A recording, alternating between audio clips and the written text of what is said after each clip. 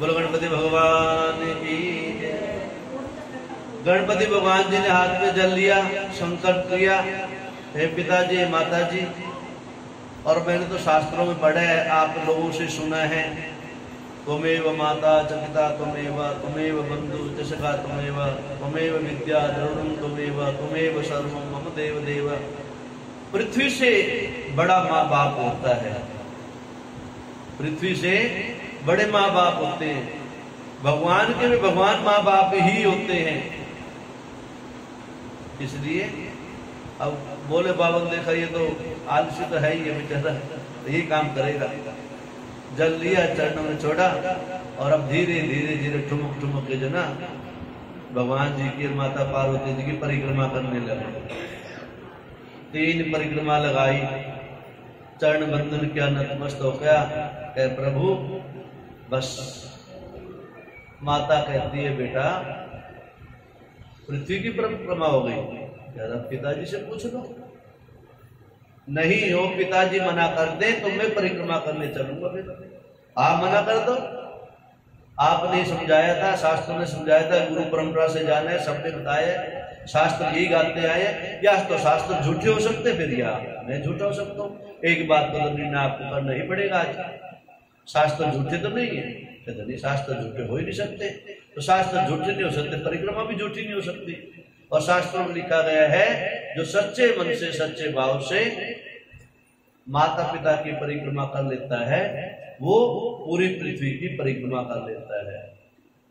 बोलो महाराज, बोलो माता। कहता बेटा तेरा वचन सत्य है। अब ऐसे करते करते बहुत समय व्यतीत हो गया। समय आया, संत महात्मा ने प्रार्थना करी, महाराज परिक्रमा तो लगा ली, इसलिए ये तो हो गया सारा काम। अब जब तक स्वामी कार्तिकेय जी आए, जब तक जो ना गणपति महाराज बड़े हो चुके हैं, युवा हो चुके हैं, इनकी शादी का भी तो काम कर दो।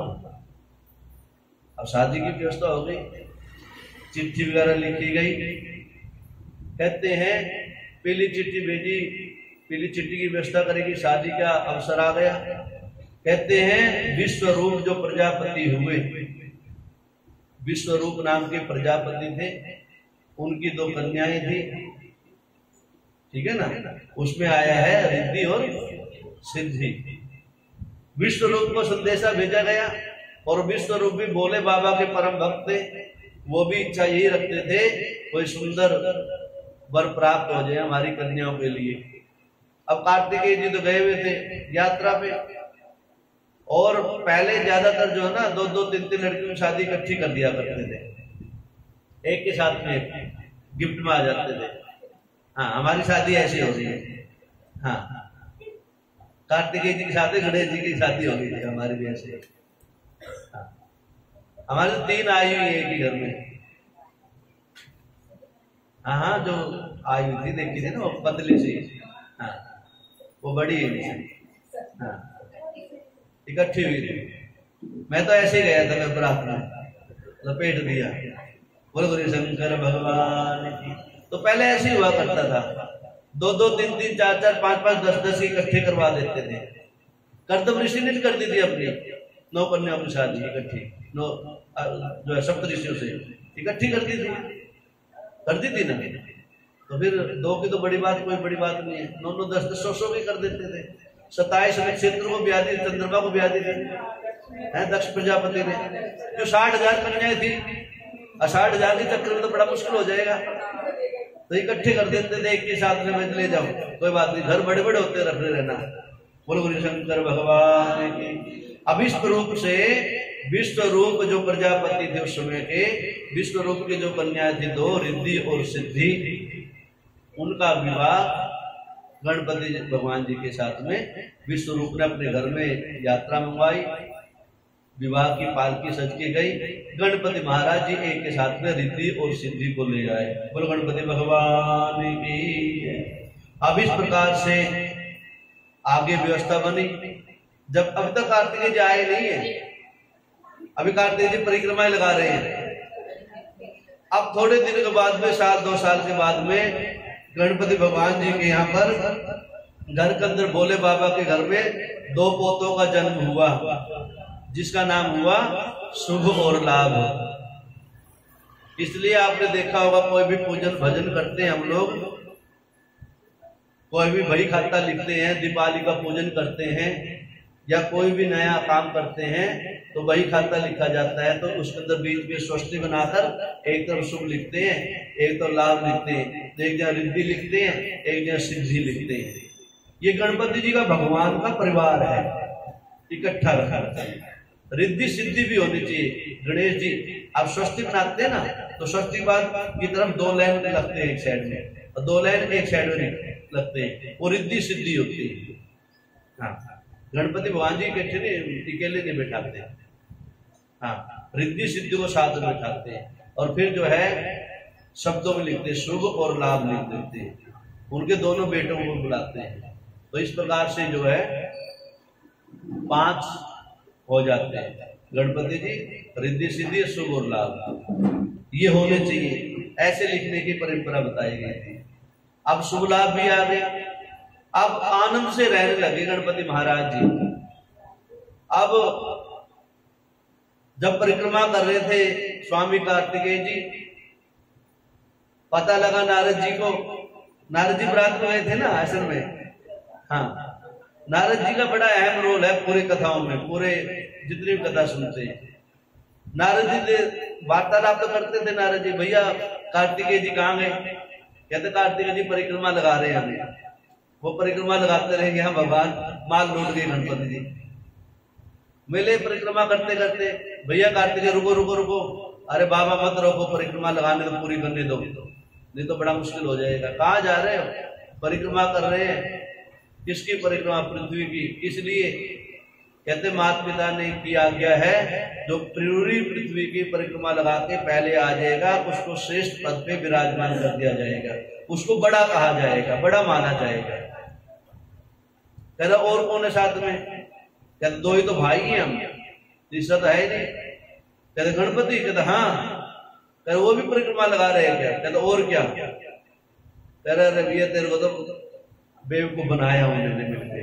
हाँ, भोले बाबा ने, माता पार्वती ने तुम्हारे साथ में छल किया। क्यों? गणपति भगवान जी तो वहां पर कैलाश पर्वत तो विराजमान है। गणपति भगवान जी को तो हाथ भी पीले कर दिए, 2 पत्नियां आ गई हैं और 2 बच्चे भी जन्म ले चुके हैं। अब तो परिक्रमा ही लगा रहे हैं यहाँ तक अभी तक। अब स्वामी कार्तिकेय जो आ गया, गुस्सा, क्रोध में आवेश में आके माता पिता के ऊपर गुस्सा कर बैठा, भाई के ऊपर गुस्सा बैठ, मेरे साथ में छल किया माता पिता ने। ऐसे माता पिता पुत्र द्रोही हैं। और नारद जी कहते भैया गुस्सा मत हो। अब गुस्सा से तो बात ही ऐसे लगा गया। हाँ, गुस्सा की बात नहीं, और ये क्या बात है? ठीक है भैया। कार्तिकेय जी वहां से वापिस आ गए, जैसे परिक्रमा हुई पहुंच गए। कहते हैं वहां पर नहीं पहुंचे, माता पार्वती के पास में एक दूसरे पर्वत पे जाके बैठ गए। दूर जाके देखा स्वामी कार्तिकेय जी तो आए थे, गए कहां पर? गुस्से में जाके मुंह फुला के बेचारे, मुंह तो फुलाएंगे बेचारे, हो गया बैठ गए जाके।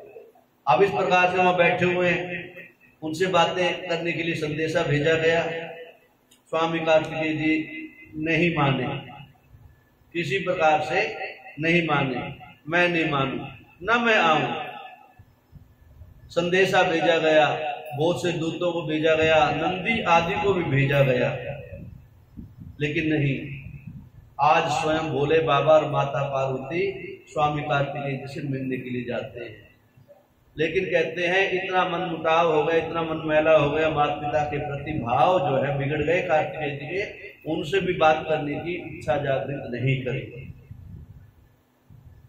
हे माता पिता, आप दोनों ने मेरे साथ में द्वेष किया है, मेरे साथ में छल किया है, और मैं कभी भी आप लोगों की बातों से कभी आज के बाद संतुष्ट हो ही नहीं सकता।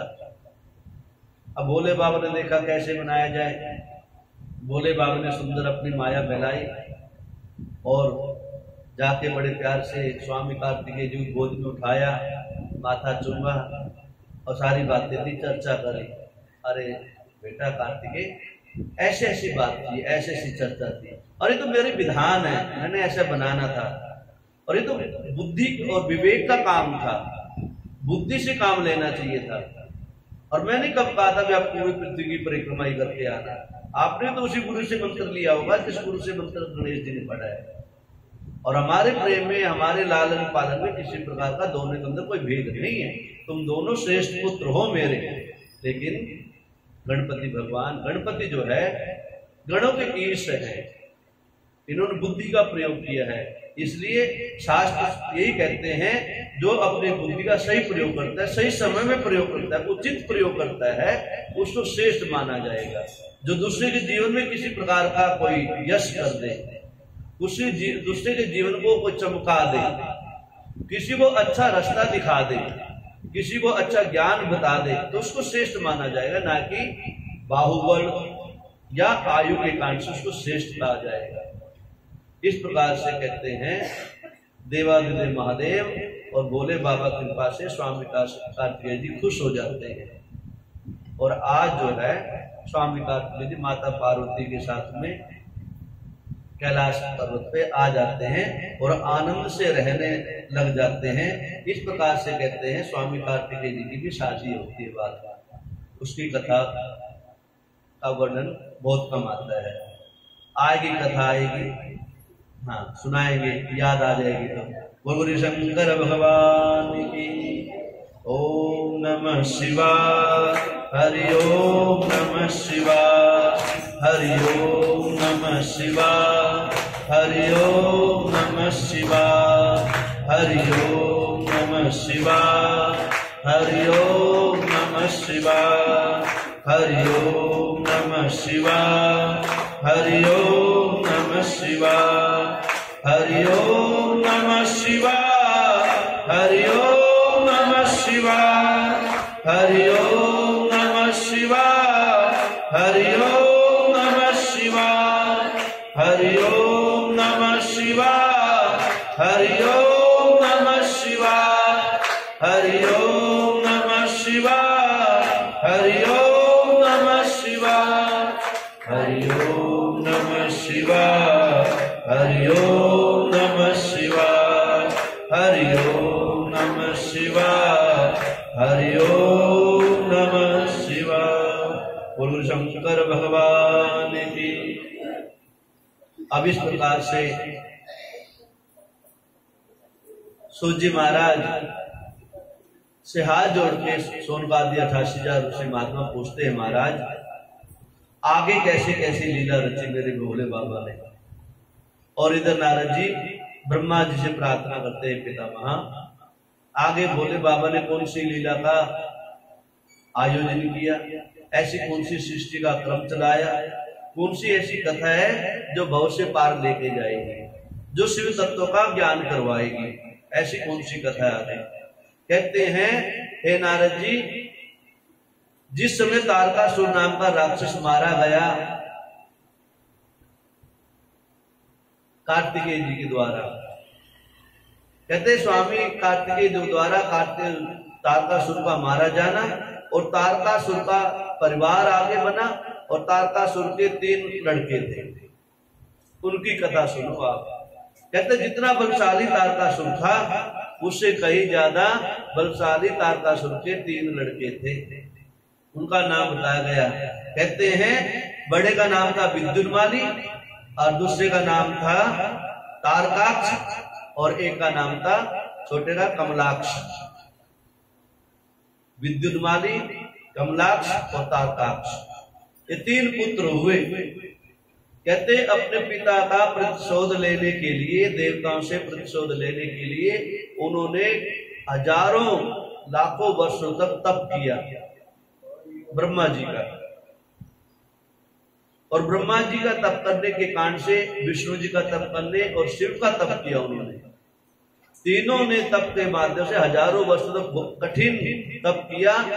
कठिन तप करने के बाद में ब्रह्मा जी ने आके उन तीनों को आशीर्वाद देने के लिए पधारे और बोले उठो जागो, तुम 3 किसके तो पुत्र हो और किस उद्देश्य से तुम तप कर रहे हो, और जो तुम्हारा उद्देश्य हो, जो संकल्प हो, वो हमारे सामने प्रस्तुत करो। मैं तुम्हारे तप के बल से खुश हूं, तुम्हारी तपस्या से हम प्रसन्न हैं। ब्रह्मा जी पधारे। ब्रह्मा जी को कहा, महाराज हे पितामह, यदि आप हमें वरदान देना चाहते हो तो ऐसा वरदान दीजिए जो पूरी त्रैलोकी के अंदर, पूरे ब्रह्मांड के अंदर हमें कोई मार ना सके, कोई भी किसी के द्वारा भी हम मारे ना जा सके, अर्थात अवध्य हो, अजेय हो, अपराजेय हो, हमें कोई मार ही ना सके। अब ब्रह्मा जी ने कहा, भैया इतनी आयु तो मेरे पास भी नहीं है, मैं भी बार बार जन्म लेता हूँ कल्प भेद के कारण से, एक कल्प बीतता है तो मैं भी दूसरा जन्म लेके आता हूँ, मैं भी दूसरा ब्रह्मा बनता हूँ, ये व्यवस्था तो नहीं बन पाएगी, ये आशीर्वाद तो मेरे को भी प्राप्त नहीं है, जो मेरे पास है ही नहीं, मेरे पास पुड़िया ही नहीं, ऐसी पुड़िया क्यों बनाऊं, और कुछ मांगो। कहते फिर ऐसी व्यवस्था करो कोई हमारे को हमारी इच्छा के बगैर ना मार पाए। कहते हाँ, ये वरदान दे सकते हैं। और एक ऐसी पुर का निर्माण करो, पुर मैंने ग्राम, गांव मतलब शहर, शहर मैंने किला, ऐसे किला पुर का निर्माण करो, 3 पुरिया बनाओ, ऐसे 3 पुर बनाओ जिसका नाम रखा गया त्रिपुरासुर। हाँ, 3 असुर जहां रहते हो वो त्रिपुरासुर, 3 ऐसे गांव जहां है अलग अलग। कहते बोलो भैया।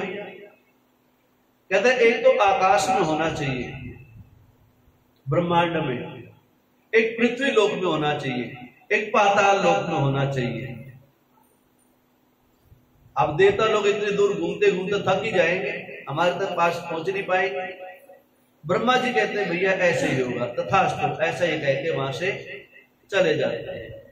विश्वकर्मा जी को आदेश करते हैं, विश्वकर्मा जी इन तीनों चेलों के लिए 3 पुर बना दो, एक आकाश में बनाना, एक पृथ्वी लोक में बनाना, एक पाताल लोक में बनाना, तीनों भाइयों के रहने के लिए अलग अलग ऐसे किले बनाओ जिस किले को कोई छेद ना पाए, कील ना पाए, जिसको जीत ना पाए। अब उनको विश्वास हो गया जब कितनी अच्छे अच्छे किले बनाए जाएंगे, इतनी बड़ी बड़ी बड़ी हमारी कोठियां बन जाएगी, इसके तो कोई घुस ही नहीं पाएगा, तो हमको मार कौन पाएगा। फिर दोनों खुश हो गए। अब तीनों खुश हो गए। अब तीनों ने अपने अपने पुरी में आनंद से रहने लगे, गृह प्रवेश किया, अपने पूरे परिकर के साथ, पूरी सेनाओं के साथ में रहने लगे। फिर कठोर व्रत किया, तप किया, शक्ति हासिल करी, और पिताजी को वचन दिया था, पिताजी जिसने आपको मारा है, अर्थात जिन देवताओं ने आपको मारा है, तो यह हम आपको संकल्प देते हैं, हम आपके पुत्र जब भी कहलाए जाएंगे जब तक देवताओं का विनाश ना कर दे। अब उन तीनों भाइयों ने मिलकर के तीनों पुरों में रहने लगे। जब भी कोई सभा बैठती तीनों इकट्ठे होते, आकाश मार्ग से आते, पृथ्वी पर चलते, पाताल लोक में इकट्ठे होते। आप तीनों भाइयों ने सही अवसर पाया, देवराज इंद्र पे, इंद्रलोक में, स्वर्गलोक में चढ़ाई कर दी। इंद्रलोक में क्यों? पता था कि इंद्र सेनापति है, देवताओं के राजा इंद्र हैं, इंद्र के पास से सारे देवता आके मीटिंग करते हैं, मंत्रणा करते हैं, चर्चा करते हैं, सभा बैठती है। देखा एक सुंदर अवसर, सारे देवता विराजमान है। नहीं है तो देवादिदेव महादेव नहीं है, विष्णु नहीं है, ब्रह्मा नहीं है, ये नहीं जाया करते थे, ये तो परम ब्रह्म है, बाकी सारे देवता वहां पर विराजमान होते थे। अब तीनों भाइयों ने देखा इंद्रलोक में आक्रमण कर दिया जाए। इंद्रलोक में आक्रमण कर दिया गया, चारों तरफ से इंद्रलोक को घेर लिया गया। सारे देवता त्राही त्राही करके जिसको जैसा अवसर मिला वहां से छुपा के भाग गए और स्वर्ग का अधिकार प्राप्त कर लिया तीनों भाइयों ने, कमलाक्ष ने, विद्युतमाली ने और तारकाक्ष। तारकाक्ष तीनों भाइयों ने स्वर्ग पे आक्रमण कर दिया, कब्जा कर लिया। इंद्र भी बेचारा इंद्रलोक छोड़ के भाग गया, स्वर्गलोक भाग गया छोड़कर। कहाँ जाए? ब्रह्मा जी के शरण में पहुंचे। पितामह जागो, क्या हुआ भैया? अच्छा, देवताओं की एक ही बात रही है, जब भी कभी आराम से बैठे देवता बेचारे, जब भी लगा ना आज प्रसाद की व्यवस्था है, जब तक प्रसाद पाए जब तक राक्षस लोग आ गए। और ये हमारे साथ में भी ऐसे ही होता है, हम लोग भी ऐसे ही हैं। जब भी कोई सत्कर्म करने लगो, अच्छा काम करने लग जाओ ना, विघ्न बाधा डालने के लिए कोई कोई टपक जाता है। इसलिए कहते हैं कभी ऐसी स्थिति हो, सबसे पहले गणपति भगवान को मना लेना चाहिए। गणपति भगवान को मना के जो काम किया जाता है वो निर्विघ्न रूप से पूरा हो जाता है, संपन्न हो जाता है। नहीं तो कठिनता आती है, बीच में कष्ट आते हैं। देवता बेचारे कभी गणपति को मानते तो थे नहीं, जो सबसे छोटा था, वो भी बाद में। फिर सबको अहम था, अपना वहम था। अहम और वहम अच्छों का निकल जाता है, इसलिए अहम और वहम नहीं रखना चाहिए कभी भी। अहम भी गिरा देता है और वहम भी आदमी को मार देता है। अहम और वहम जिसके जीव के अंदर रहता है उसको कोई उठा ही नहीं सकता, उसको देवता भी नहीं उठा सकते। देवता भी और अहम और वहम में मारे जाते थे बेचारे। वो देख लेते थे हमने तपस्या कर ली और जो भी पूजन भजन हम लोग करते हैं ना, उसी का अंश उनको प्राप्त होता है, देवताओं को। गौ माता के लिए हम प्रसाद निकलवाते हैं, पितरों के लिए भी प्रसाद निकलवाते हैं, ठाकुर को भोग लगाते हैं, माता जी को भोग लगाते हैं, इंद्र को भी बलि चढ़ाई जाती है, सप्त मातृ को बलि चढ़ाते हैं, 64 योगिनी को बलि चढ़ाते हैं, 9 ग्रहों को भी बलि चढ़ाते हैं हम लोग। वो तपस्या करते ही नहीं है वो, और राक्षस रात दिन तपस्या करते रहते हैं। इसलिए देवता लोग बड़े परेशान हो जाते जल्दी। राक्षस तपस्या करते थे, बल अपनी शक्ति बढ़ाते थे, और जब लोग जब जो है देवता लोग स्वर्ग में आनंद मनाते थे ना, उसी टाइम आके चढ़ाई कर देते थे। फिर देवता मारे मारे फिरते थे। आज फिर ब्रह्मा जी के पास पहुंचे। ब्रह्मा जी ने कैसे पहुंचे? महाराज, जिन चेलों को आप आशीर्वाद देने गए हो ना, उन्हीं चेलों ने हमारे साथ में गड़बड़ कर रखी है। तो क्या हुआ? घर भी छीन लिया, स्वर्गलोक भी छीन लिया हमारा। हम तो भटक रहे जंगलों में। अच्छा, तो क्या किया जाए? उपाय सोचो। चलो विष्णु जी के पास चलते हैं, विष्णु जी कुछ बताएंगे इसका उपाय। विष्णु जी के पास पहुंचे, विष्णु लोक में, बैकुंठ लोक में। अरे विष्णु जी, देखो सारे देवता परेशान है बेचारे, करो कुछ उपाय। क्या हुआ? कहते ऐसे ऐसे 3 जो है राक्षस पैदा हो गए, तारकासुर के 3 बेटे हैं, उन्होंने स्वर्ग पे चढ़ाई कर दिया है, और उसने स्वर्ग पे चढ़ाई करके स्वर्ग लोक को खाली करवा लिया गया। मेरे लायक की सेवा हो, करो कुछ उपाय। महाराज, ब्रह्मा जी आशीर्वाद आपने दिया था, और ऐसे ऐसे काम जब आप करते हो पहले सोचना चाहिए था। ऐसे आशीर्वाद क्यों देते हो? ऐसे चेले क्यों पालते हो? ऐसे चेले क्यों रखते हो जो आपको आके आपकी गद्दी को आपको गद्दी से उतार दे? तो चेलों की बड़ी विकट स्थिति है। हाँ, इससे चेले बनाना छोड़ देना चाहिए। अब तो सीधे जरा गुरु की एंट्री रखनी चाहिए। हैं? कोई कह रहा था गुरु पूर्णिमा आ रही है, 1-2 चेले बना लो। मैंने बिना गुरु पूर्णिमा के चेले बनाए थे पहले 2-4, उन्होंने खटिया खड़ी कर दी थी। ये तो अच्छा भोले बाबा कृपा हो गई, बचा लिया, वरना बोलो शंकर भगवान की जय। मैंने अब तो गुरु बनाते सीधे, गुरु की आज्ञा है। हाँ, गुरु ही बनाते हैं हम तो, चेले नहीं बनाते। हाँ, चेला तो मैं ही रह गया। अब तो गुरु की एंट्री है, गुरु बोलते हैं सबको, आओ गुरु महाराज। हाँ, डायरेक्ट। अब इस प्रकार से महाराज, ऐसे चेले क्यों बनाते हो? ऐसी मान बढ़ाई भी किस काम की, ऐसा यश भी किस काम का? 2 दिन झंडे लहराएंगे, तीसरे दिन वही गिराएंगे। इसलिए क्या मुझे थोड़े पता था? कहते नहीं पता तो खा लो रस मलाई। अब घूम रहे हो ना देवताओं के साथ में लिए। चलो कोई बात नहीं, करो कुछ उपाय। चलो करते हैं, उपाय करते हैं, सोचते हैं, थोड़ा समय दो, समय आने दो। इस प्रकार से जो है आज विष्णु भगवान की कृपा से विष्णु भगवान ने देखा ये तीनों जो राक्षस हैं किस प्रकार का काम करते हैं, किस प्रकार की उनका बुद्धि है। कहते हैं किसी को यदि मारना है, टिट फॉर टैट, इंग्लिश बोलते हैं ना, जैसे को तैसा है। सठे साठ्यम समाचरे, संस्कृत में बोलते हैं सठे साठ्यम समाचरे, जैसे को तैसा है। इंग्लिश में टिट फॉर टैट, जैसे को तैसा। उसके साथ में वैसे ही व्यवहार करो आप। कई आदमी को जो है ना मान और सम्मान हजम नहीं होता, तो उनको फिर उसी साहब उसी भाषा में बात करो। तो विष्णु भगवान जी ने युक्ति सुझाई, कहते देवता लोग आप लोग जाओ, यहां से मैं युक्ति सुझाता हूं। अभी भोले बाबा की एंट्री नहीं हो रही यहाँ कथा में। भोले बाबा को तो लास्ट में बुलाते हैं, बिल्कुल जब ये ऐसा हो जाता है तो हमारे बस की कुछ बात नहीं है, फिर भोले को जगाते हैं, कहते ये तो काम मेरे बस का है। अभी विष्णु भगवान जी सब देते हो, अभी कुछ दिन तो जो है ना जंगलों में आनंद लो। बहुत दिन हो गए ढोल ढमके नाच देखते हो, रोज अप्सराओं के डांस देखते हो, मालपुए खाते हो, कुछ तो जंगलों में रहना चाहिए। जंगली लोगों को देखो कैसे रहते हैं, उनके दुख भी बांटा करो, देखा करो कैसे रहते हैं। महलों के अंदर से निकल के बाहर भी जाया करो, कभी हैं एसी छोड़ के कभी मंदिर में आया करो, बिना लाइट के बैठा करो, मच्छरों के भी काम आया करो, मच्छर भूखे मर जाते हैं। हाँ, ये खून भी तो किस काम आना चाहिए ना, डोनेशन करना चाहिए खून। हाँ, बोलो शंकर भगवान की। सारे देवता चले गए बेचारे, इंतजार करें विष्णु भगवान जी कब आएंगे। विष्णु भगवान जी ने अपनी शक्ति का प्रकट किया और अपनी शक्ति के माध्यम से एक राक्षस ही उत्पन्न कर लिया विष्णु भगवान ने, जिसका नाम रखा गया मुंडी। मुंडी नाम का राक्षस, वो राक्षस पैदा हो गया विष्णु भगवान की शक्ति से। महाराज आज्ञा दो, राक्षसों का काम तो राक्षस ही होता है, और जैसे बोला था टिट फॉर टैट, वैसा ही चाहिए उनके लिए, वैसा ही चाहिए था।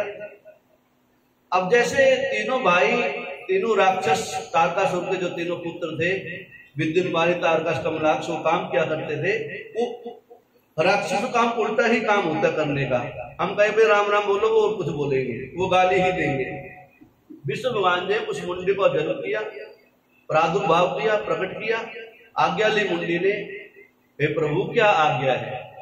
कहते भैया ज्यादा बड़ी आज्ञा नहीं है, छोटा छोटा काम करना है, आप ये काम करो। कहते बताओ क्या काम करना है।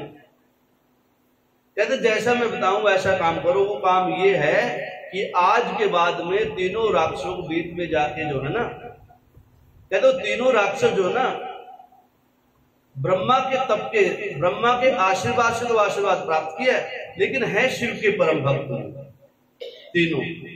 और तारकासुर भी शिव का भक्त था, और तीनों तारकासुर के तीनों लड़के शिव के परम भक्त है। आप यदि उनको शिव भक्ति से अलग कर दो, बस जब तक वो शिव भक्ति से अलग नहीं होंगे, जब तक हम उनका कुछ भी बिगाड़ नहीं पाएंगे। अर्थात ब्रह्मा भी नहीं कुछ बिगाड़ेगा, विष्णु भी कुछ नहीं बिगाड़ पाएगा, और सारे राक्षस ऐसे, सारे देवता ऐसे जंगल जंगल दर दर भटकते रहेंगे। और क्या करना है उनको, केवल ये कहना है जो शिव तत्व है वो झूठा है, शिव पूजन झूठा है, शिव है ही नहीं, सत्य है ही नहीं। बस इसके ठीक विपरीत लाना है आपको। शिव कल्याण नहीं करता, शिव से अकल्याण ही होता है, शिव से किसी का भला नहीं हुआ ना होगा। ये विद्या का पाठ उनको आप धीरे धीरे पढ़ाओ। मुंडी को ज्ञान प्राप्त हो गया, जैसी आज्ञा थी, प्रभु जैसे आपका आदेश है वैसा ही करूंगा। अब मुंडी ने अपने जैसे अनेकों प्रकार की मुंडे इकट्ठे कर लिए। मुंडे, मुंडे बोलते ना, ये किसका मुंडा है? हाँ, ये शब्द वहीं से निकला है, पंजाबी बोलते हैं किसका मुंडा है ना, बोलते हैं ना। ये मुंडे मुंडे जो शब्द आते हैं, जो एक्स्ट्रा जो शब्द है, ये वहीं से निकले हैं। उस मुंडे ने अपने जैसे मुंडे अनेकों कर लिए अपनी शक्ति के द्वारा। भगवान की शक्ति से पैदा हुआ था वो, कोई छोटा तो जीव तो था नहीं ऐसा। अपनी पूरी सेना बना ली और सारी सेना को एक ही पार्ट बढ़ाया। जो भी शिव का पूजन कर रहा हो उसको कहना भैया शिव कुछ नहीं है, शिव तत्व ही नहीं है। और क्या वजह, जैसा हम कहें वैसा करा करो, बस ठीक विपरीत आ जाओ। कोई कीर्तन करने लग जाए उनके बीच में, भाई कीर्तन कीर्तन मत किया करो, तो फिर क्या करे, हुड़दंग मचाया करो। अर्थात जो सात्विक विद्या है उसके ठीक विपरीत जो है तामसिक विद्या का प्रचार करो। भागवत जी की तरह कथा आती है थोड़ी सी। तो उस मुंडी ने अपने शिष्यों को दूर दूर तक भेज दिया। बोलो शंकर भगवान की। अब इस प्रकार से मुंडी का अनेकों हजारों लाखों संख्या में शिष्य हो गए। जहां जहां दिखाई दे ऋषि महात्मा संत लोग तप कर रहे हो, उनको सबको यही ज्ञान दे। अब धीरे धीरे जो तपस्वी था, जिसको पता था भगवान तो भगवान है, शिव तो शिव है, विष्णु तो विष्णु है, ब्रह्मा तो ब्रह्मा है, जिसको सच्चा ज्ञान था वो तो दूर हो नहीं सकता।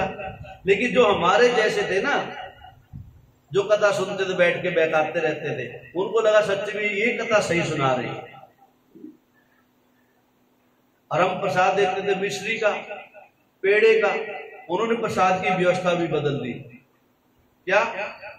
उन्होंने तामसिक प्रसाद बनाने लग गए। इसको खाओ, इस प्रसाद को लेके जाओ, इससे मजबूत हो जाओगे, हृष्ट-पुष्ट हो जाओगे, बुद्धि ज्यादा आ जाएगी। और क्या रखा आंख बंद करके पूजा भजन करने में। और धीरे धीरे धीरे धीरे धीरे धीरे ऐसी व्यवस्था फैल गई कि जो शास्त्र थे उनको मानने वाले तो हो गए कम, और जो शास्त्रों के विरुद्ध थे वो कहते कोल कल्पित बातें बनाने वाले। अब आजकल ही तो चल रहा है, कलयुग की परिभाषा बताई कि फिर वहां कहता ऐसा समय आ जाएगा, कलयुग जैसा समय आएगा, और कलयुग में जिस शास्त्र को जो माने वो शास्त्र बना दो। क्यों? कलयुग में सारे कामी लोग होंगे, सभी स्वार्थी लोग होंगे, और स्वार्थ के कारण से इस बात को जल्दी से मान लेंगे। ऐसा समय निर्धारित कर दो। और ऐसा ही स्थिति हुई। उन मुंडियों ने मिलकर के ऐसे शास्त्रों की रचना कर दी, ऐसे शास्त्र बना दिए, भैया अमुक भेंट चढ़ाया करो, ये बलि चढ़ाया करो, बिल्ली की बलि चढ़ाना, कुत्ते की बलि बनाना, सूअर की बलि बनाना, बकरे की बलि बनाना, गधे की बलि चढ़ाना, दुनिया भर की बलि प्रथाएं लागू कर दी।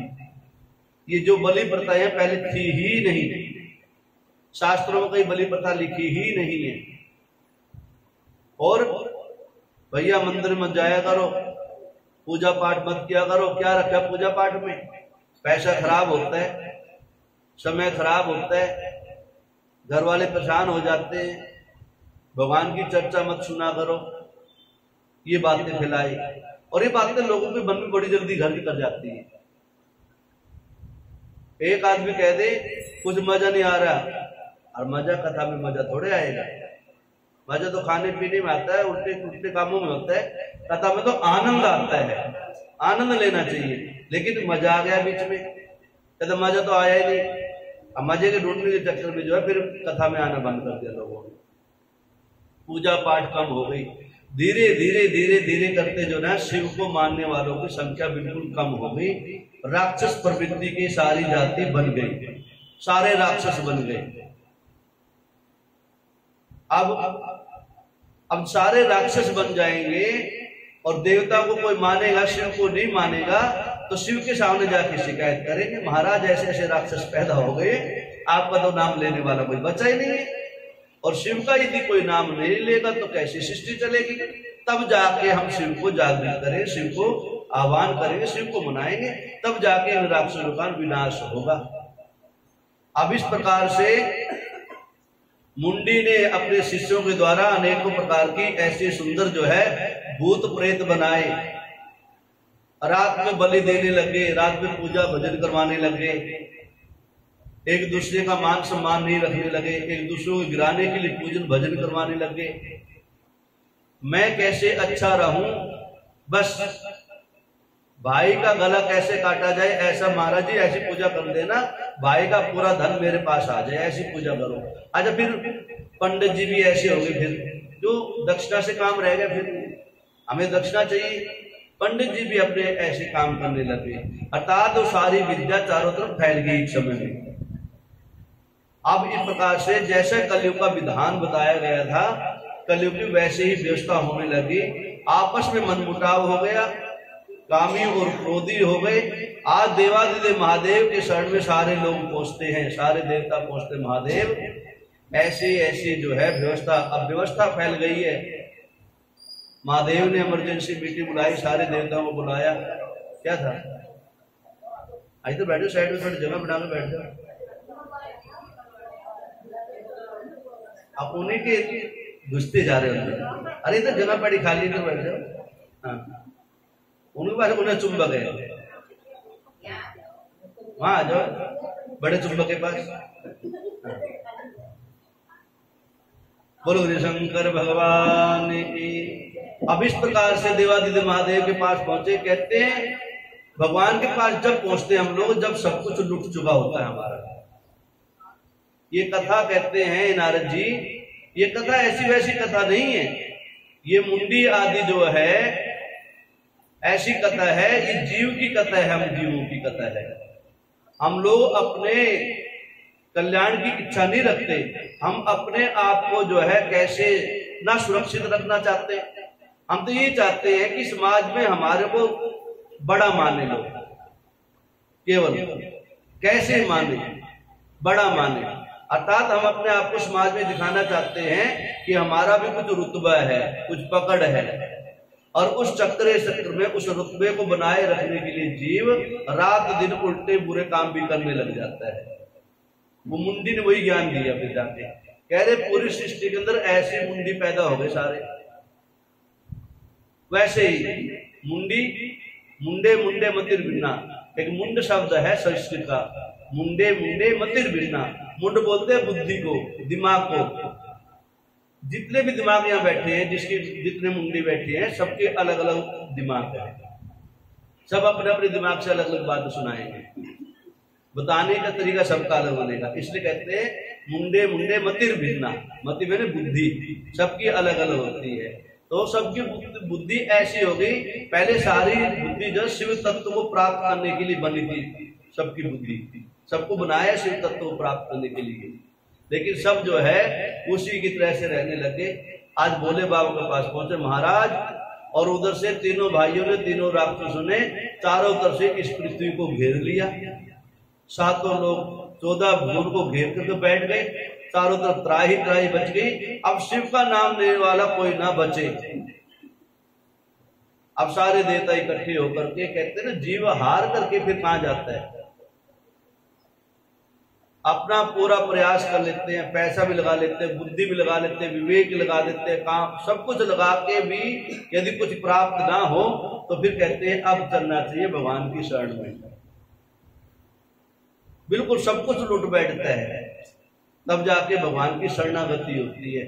और भगवान यही चाहते हैं, भैया प्रयास करके देख लो, कुछ मिल जाए, नहीं मिले तो फिर मेरे पास आ जाना, मेरे पास सब कुछ मिलेगा, मेरे पास सब कुछ है। मेरे पास वो मणि है, वो पारस मणि है, जिसको प्राप्त करते मनवांछित फल की प्राप्ति होती है। ठीक है ना। अब इस प्रकार से भोले बाबा के पास पहुंचे सभी देवता इकट्ठे होकर के, भोले बाबा से प्रार्थना के लिए, महादेव कृपा करो, अब तो जो है भगवान का नाम लेने के लिए कोई जीव जो है दूर दूर तक भी दिखाई नहीं देता। सब राक्षस प्रवृत्ति पैदा हो गए हैं, मंदिर खाली हो गए हैं, सत्संग खाली हो गए हैं, और जितने तीर्थ स्थान हैं, गंगा आदि नदियां सभी जो है अपवित्र हो चुके हैं। मान लो इतने राक्षस पैदा हो गए हैं, गंगा आदि नदियों के ऊपर भी भोग विलास की वस्तुएं पहुंच गई हैं, मंदिरों में मठों में भी भोग विलास की वस्तुएं इकट्ठी हो गई हैं। इसलिए देवादेव महादेव इस जीव के ऊपर कृपा करो। अब जाके सारे देवताओं की प्रार्थना स्वीकार करते मेरे भोले बाबा, और जैसे कि मेरे भोले बाबा का वर प्राप्त था, और जैसे तीनों राक्षसों को वर प्राप्त था, भी किसी देवता के द्वारा तुम नहीं मारे जाओगे, लेकिन देवादिदेव महादेव तुम तीनों पुरों का नाश दूर करेगा, तुम्हारे तीनों पुरों को जला करके भस्म कर देंगे। गुरु शंकर भगवान की। इस प्रकार से देवादिदेव महादेव की आज्ञा से सारे देवता जो है युद्ध भूमि के अंदर आकर विराजमान हो जाते हैं, और देवादिदेव महादेव की कृपा से आज हजारों वर्षों तक युद्ध करने के बाद में स्वयं देवादिदेव महादेव युद्ध भूमि में पहुंचते हैं, और देवादिदेव महादेव की कृपा से एक एक करके जो है तीनों पुरों को, जो नगर किसी के द्वारा जलाया नहीं जा सकता था, देवादिदेव महादेव के अग्नि के द्वारा, त्रिशूल के द्वारा तीनों पुरों को, त्रिशूल की व्याख्या सुन लो आप। त्रिशूल कहते हैं हमारे जीवन में भी 3 प्रकार के शूल होते हैं। त्रिशूल, 3 शूल, शूल बोलते हैं कांटे को, है ना, पहाड़ी कांटा, पहाड़ी कीकर होती है ना, उसका कांटा होता है त्रिशूल। कहते हैं हमारे जीवन में 3 प्रकार के शूल हैं। शूल मैंने काटा है, काटा मैंने व्याधि है, व्याधि मैंने दुख है, दुख मैंने कष्ट है, कष्ट मैंने क्लेश है। हमारे जीवन में 3 प्रकार के कष्ट होते हैं हमारे जीवन में, आदि देविक, आदि भौतिक, आध्यात्मिक, त्रिविध तापोपशमनार्थम। कोई पूजा करते हैं ना, उसमें संकल्प करते हैं, हे भगवान इस जीव के 3 प्रकार के तापों से इसको बचाना। यदि आपको हर जीव को, किसी भी जीव को 3 प्रकार के ताप से दूर होना है, 3 प्रकार के कष्टों को अपने आप को दूर रखना है, तो त्रिशूल का पूजन करना चाहिए। त्रिशूल भोले बाबा के चरणों में चढ़ाना चाहिए, उसका पूजन करना चाहिए। त्रिशूल जो है 3 प्रकार के तापों को दूर करता है, आदि देविक, आदि भौतिक, आध्यात्मिक। आदि देविक, किसी भी देवता का श्राप लग रहा हो किसी जीव के ऊपर, किसी भी खानदान के अंदर, किसी परिवार के अंदर, भोले बाबा को त्रिशूल चढ़ाओ, किसी भी देवता का जो श्राप होगा दूर हो जाएगा। आदि देविक। आदि भौतिक, किसी के द्वारा किसी प्रकार का कोई टोटका करवा दिया गया हो, भौतिकवादी जीव के द्वारा किसी भी प्रकार का, नजर का या अन्य कोई भी टोटका करवा दिया गया है, तो भोले बाबा से एक ही प्रार्थना करनी है, हे भोले बाबा मेरे ऊपर किसी प्रकार का कोई नजर आदि का टोटका है, तो आपके चरणों में त्रिशूल चढ़ाते हो, त्रिशूल के माध्यम से उस दोष को दूर कर देना। ये आदि भौतिक। एक होता है आध्यात्मिक। अध्यात्म माने जो शास्त्रों में लिखा गया है, अर्थात किसी देवी का कोप, किसी देव का कोप, किसी ग्रह का कोप, यदि हमारे पितरों का कोप यदि लग गया हो, हे भोले बाबा उस कोप से बचाने के लिए आपको हम त्रिशूल आपके चरणों में चढ़ा रहे हैं, आपको समर्पित कर रहे हैं। तो इस प्रकार से कहते हैं 3 प्रकार के तापों से बचना है जीव को, तो देवादिदेव महादेव के चरणों में त्रिशूल चढ़ाना चाहिए। और आपने देखा हो बहुत से लोग जो है चांदी का बिल्वपत्र और चांदी का त्रिशूल चढ़ाते हैं, इसलिए चढ़ाया जाता है। बिल्वपत्र चढ़ाने का यह है हमारी जो मानसिक ताप है उसको 3 प्रकार का मानसिक ताप दूर करने के लिए, और चांदी सबसे ठंडी धातु होती है, ठीक है ना, शीतलता प्रदान करती है। बहुत से लोग हम लोग अभिषेक करवाने जाते हैं ना, कोई 11 कोई 21 चांदी के बिल्वपत्र चढ़ाते हैं और उसके साथ में एक त्रिशूल भी चढ़ाते हैं। तो इनके चढ़ाने से जो है पित्तल का चढ़ाओ, चांदी का चढ़ाओ, तांबे का चढ़ाओ जरूर। त्रिशूल के चढ़ाने से हमारे जीवन की 3 प्रकार की व्याधियां धीरे धीरे धीरे धीरे दूर हो जाती हैं। ऐसे हैं भोले बाबा त्रिशूल धारण करने वाले, इसलिए त्रिशूल चढ़ाना चाहिए। त्रिशूल का पूजन इसलिए चढ़ाया जाता है, किया जाता है कि हमारे जीवन की 3 प्रकार की व्याधि दूर हो सके। ऐसे त्रिशूलधारी देवादिदेव महादेव ने अपने त्रिशूल के द्वारा इन 3 पुरों को नाश किया। भोले बाबा आज रणभूमि में पहुंचे हैं, सबसे पहले 3 पुरों को, 3 किले ढहाए हैं, 3 राक्षसों के, पृथ्वीलोक के, आकाशलोक में और पाताल लोक के 3 पुरों को, ग्राम को विनाश किया। और उसके बाद में देवादिदेव महादेव ने कृपा की है। आज महादेव ने 3 भाइयों पर कृपा करी और सदा सदा के लिए 3 राक्षस, कहते हैं उन 3 राक्षसों की दिव्य ज्योति जो थी निकल के देवादिदेव महादेव के अंदर साक्षात समाहित हो गई है। कहते हैं हे नारद जी, ऐसे हैं राक्षस, ऐसे वो 3 राक्षस जो सदा सदा शिव का पूजन किया करते थे, शिव की भक्ति में लीन रहा करते थे।